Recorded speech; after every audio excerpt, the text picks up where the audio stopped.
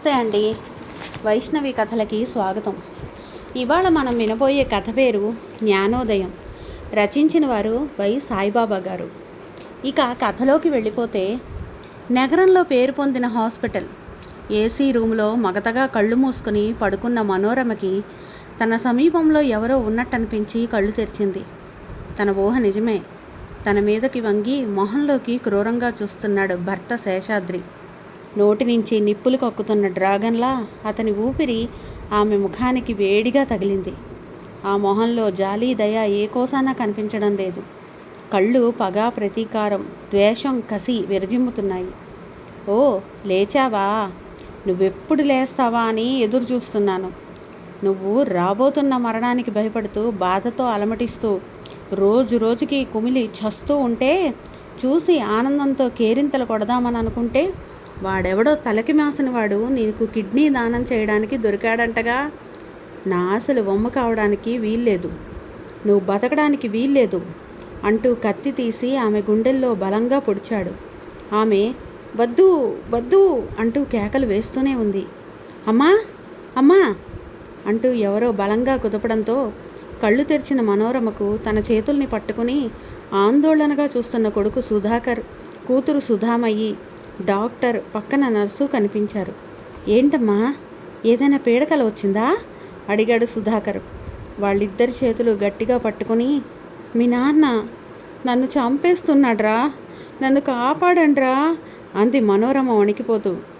నాన్నేంటి నిన్ను చంపడం ఏంటి, కలగన్నావా అంది సుధామయ్యి. కల కాదే, నిజం. కత్తి తీసుకొని నా గుండెల్లో చాలా పొట్లు పొడిచాడు అంది మనోరమ. చూడమ్మా, గదిలో మీరొక్కరే ఉన్నారు. గుమ్మం దగ్గర మీ అబ్బాయి అమ్మాయితో రేపు జరగబోయే మీ ఆపరేషన్ గురించి మాట్లాడుకుంటున్నాం. ఇక్కడ ఇంకెవరున్నారు? అంతా మీ భ్రాంతి అని చెప్పి డాక్టర్, నర్సు వెళ్ళిపోయారు. అయినా నాన్న ఎక్కడుంటేగా రావడానికి అన్నాడు సుధాకర్.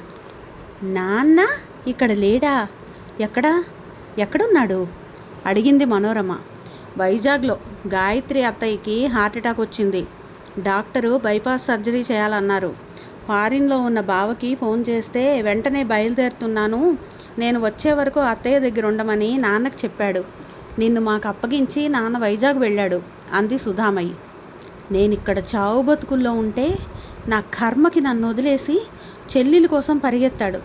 మీ నాన్న చూసావా, ఎంత ప్రేమ, శ్రద్ధ నేనంటే కసిగా అంది మనోరమ.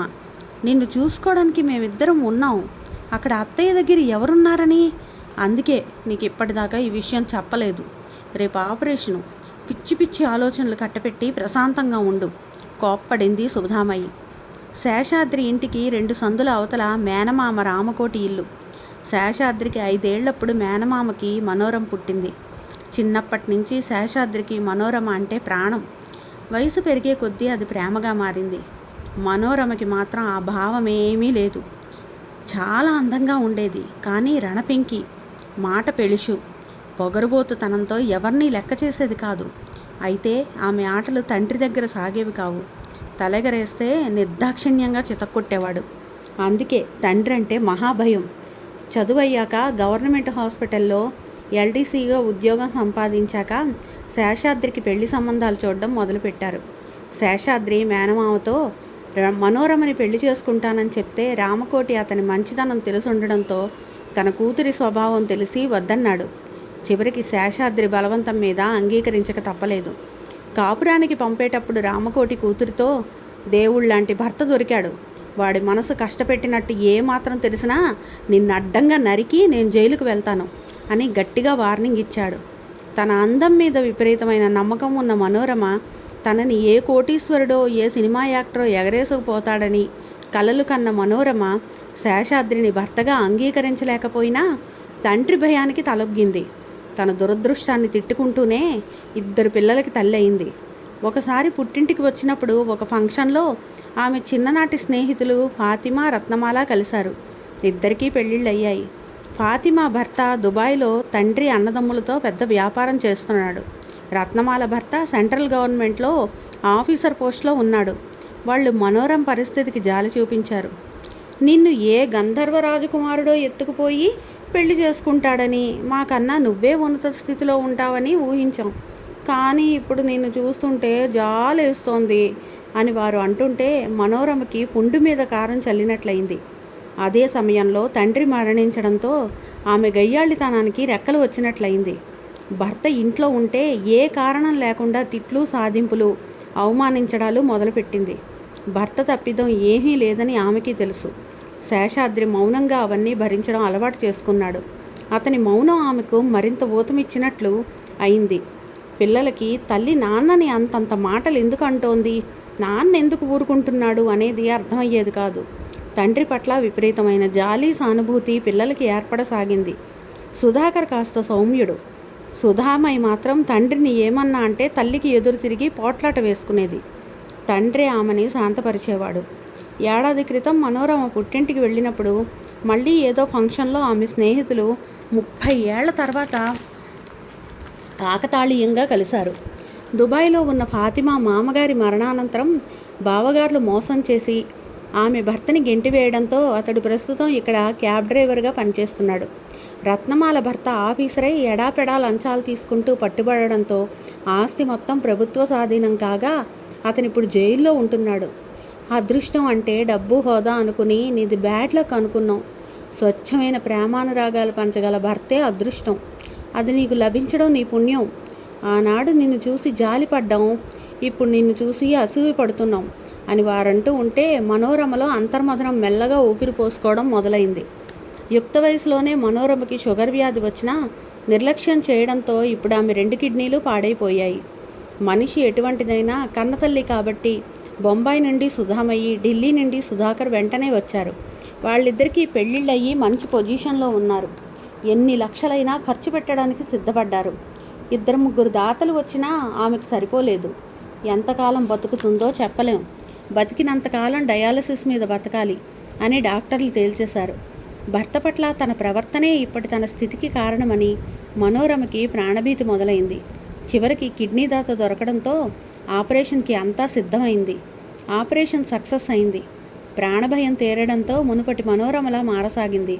కొడుకు కూతురుతో మీ నాన్నకి ఇంక తీరిక కాలేదా అని అడిగింది. బావ ఫారిన్ నుంచి ఇవాళ వస్తాడట, నాన్న రేపు వస్తారు అన్నాడు సుధాకర్. వస్తాడు, నేను చచ్చానని తెలిసినా ఆయన రాడు.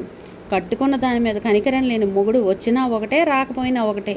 రేపు ఆయన వచ్చినా ఆయన మొహం నాకు చూపించొద్దని చెప్పండి అంది మనోరమ.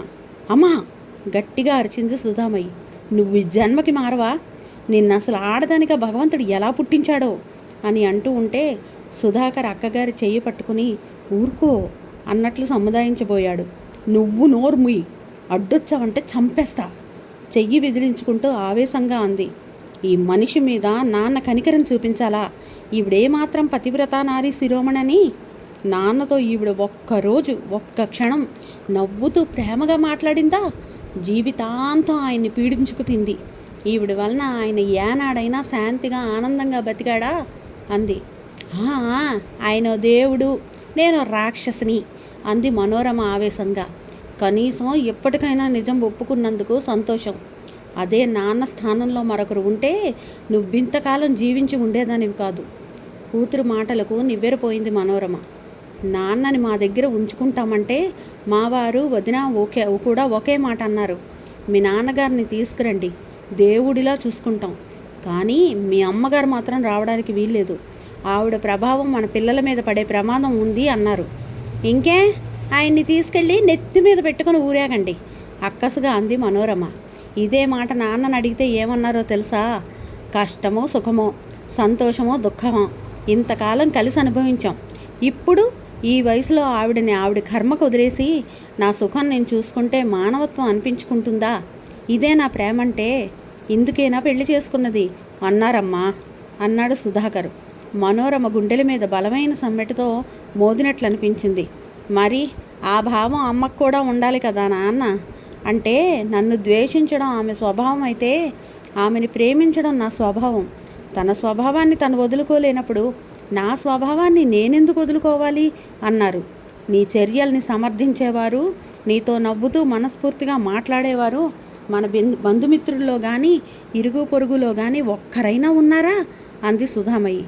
ఇంతలో సుధాకర్ సెల్ మోగడంతో సుధాకర్ మాట్లాడుతూ ఇప్పుడే వస్తున్నా అంటూ చెల్లెలికి సైగ చేసి తల్లికి ఇప్పుడే వస్తామని చెప్పి హడావుడిగా ఇద్దరు బయటికి వెళ్ళిపోయారు. మనోరమ మనసులో తన సంతానం సంధించే ప్రశ్నలకు సమాధానం లభించక తీవ్రమైన ఆందోళనకు గురైంది. పాప ప్రక్షాళన మొదలైంది. చివరి దశలో ఉన్న మానవత్వం తిరిగి కాంతివంతం అవ్వసాగింది. వదినా పిలుపు విని గుమ్మం వైపు చూసిన మనోరమ ఆశ్చర్యపోయింది. గుమ్మంలో గాయత్రి నవ్వుతూ ఆమెను చూస్తోంది. నీకు హార్ట్ అటాకు, బైపాస్ సర్జరీ తడబడుతూ అడిగింది మనోరమ. నా గుండెకి ఏం ఢోకా లేదు, నిక్షేపంలా ఉంది. నేను వచ్చి 4 రోజులైంది అంది గాయత్రి మనోరమ దగ్గరకు వస్తూ. మరి మీ అన్నయ్య? అయోమయంగా అడిగింది మనోరమ. అన్నయ్య పక్క రూమ్లో ఉన్నాడు. నీకు కిడ్నీ ఇచ్చింది అన్నయ్యే అంది గాయత్రి. గుండెల్లో నుంచి బుల్లెట్ ట్రైన్ దూసుకుపోయినట్లు అనిపించింది మనోరమకి. అవునమ్మా, మేమిద్దరం ఎవరిది సరిపోతే వారు ఇద్దామనుకుంటే నాన్న వద్దని వారించి ఆయన కిడ్నీ ఇచ్చారు. మేమిద్దరం నీ దగ్గరుంటే నాన్న దగ్గర అత్తయ్య ఉంది అన్నాడు సుధాకర్. నీకు ముందే చెప్తే మూర్ఖత్వంతో ఎక్కడ వద్దంటావోనని చెప్పలేదు. ఎందుకు నాన్న, అమ్మ నిన్నింతగా ద్వేషిస్తుంటే ఆమె కోసం ఇంకా ఇంత పాకులాడతావంటే నాన్నేమన్నారో తెలుసా? కనీసం నా ఈ చిన్న అవయవం అమ్మలో ఉంటే అదైనా అమ్మ నన్ను ప్రేమగా చూసేలా చేస్తుందేమోనని నా తాపత్రయం అన్నారు. మనోరమకి ఆఖరి సమ్మెట దెబ్బ బలంగా తలంచీల్చి మెదడును తాకినట్లు కంపించిపోయింది. మంచం మీద నుంచి కంగారుగా లేవబోయింది. ఎక్కడికి అంటూ ముగ్గురు వారించబోయారు. వారిని విదిలించుకుంటూ నేను ముందు ఆయన్ని చూడాలి అంటూ గింజుకుంది. రేపు వస్తారు అన్నా వినిపించుకోలేదు. చివరికి డాక్టర్ని పిలిపించి రిక్వెస్ట్ చేసి ట్రాలీ మీద శేషాద్రిని తీసుకొచ్చారు. ఆయన అటు తిప్పండి అంది. ఎవరికీ అర్థం కాక ఆమె చెప్పినట్లు ట్రాలీ తిప్పారు. ఆమె కాళ్ళ దగ్గర అతని మొహం, అతని కాళ్ళ దగ్గర ఆమె మొహం వచ్చింది. నన్ను క్షమించండి అంటూ భర్త 2 కాళ్ళు పట్టుకుని బావురు మంది మనోరమ. పిల్లలు మిమ్మల్ని తీసుకువెళ్తానన్నా నేను మిమ్మల్ని పంపించను. నా పాపాలకి ప్రాయశ్చిత్తం చేసుకోవాలి అంది. Operation success. అప్పుడే నాన్న కిడ్నీ పనిచేయడం ప్రారంభించింది కొంటెగా అంది సుధామయ్యి. విన్నారు కదండి. ఈ కథ కనుక మీకు నచ్చితే లైక్ చేయండి, షేర్ చేయండి, కామెంట్ చేయండి. మా ఛానల్ని సబ్స్క్రైబ్ చేసుకొని నన్ను ఎంకరేజ్ చేయండి. Thank you.